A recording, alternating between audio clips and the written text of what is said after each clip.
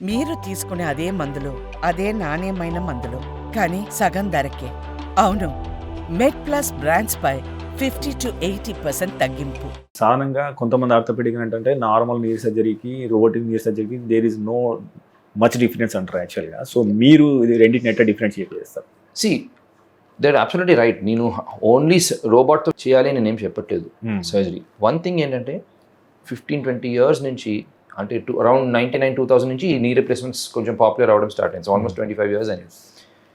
అప్పటి నుంచి కూడా చాలా బ్యూటిఫుల్ రిజల్ట్స్ వచ్చాయి ఇప్పటి వరకు, అంటే వితౌట్ రోబోట్.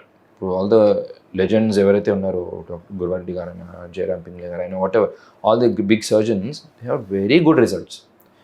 ఇప్పుడు ఏంటంటే రోబోట్తో ప్రిసిషన్ పెరిగింది. సో ఇమ్మీడియట్గా పోస్ట్ ఆపరేటివ్ పెయిన్ కొంచెం తక్కువ ఉంది.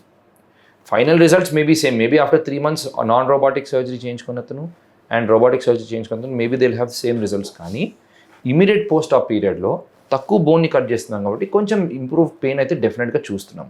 అది ఫస్ట్ థింగ్. సెకండ్ థింగ్ ఏంటంటే, for example even experience surgeon అయినా ఒక 100 cases చేసినప్పుడు ఒక 1 patient may have suboptimal result. Maybe ఆ డే కొంచెం బ్యాడ్ డే ఉండొచ్చు, మూడ్ బాగోకపోవచ్చు, వాట్ ఎవర్ ఇట్ ఈస్, ఆ ఒక్క రోజు కాంప్లికేషన్స్ అవ్వచ్చు. ఇప్పుడు రోబోటిక్స్ ఏంటంటే ఆ 1% ఛాన్స్ కూడా తగ్గిస్తున్నాం ఇంకా, ఎందుకంటే ఎవ్రీ కేసెస్ ఎగ్జాక్ట్గా మనకి నంబర్స్తో సహా వస్తుంది.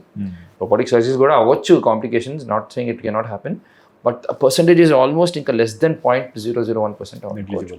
Yeah, that's the thing. So reproducibility అండి. ఓకే, ఇప్పుడు ఒక 10 years ఎక్స్పీరియన్స్ ఉన్న పర్సన్కి 2 years ఎక్స్పీరియన్స్ ఉన్న పర్సన్కి మనం ఈక్వలైజ్ రిజల్ట్స్ తీసుకురావచ్చు ఇప్పుడు విత్ ద రోబోట్స్.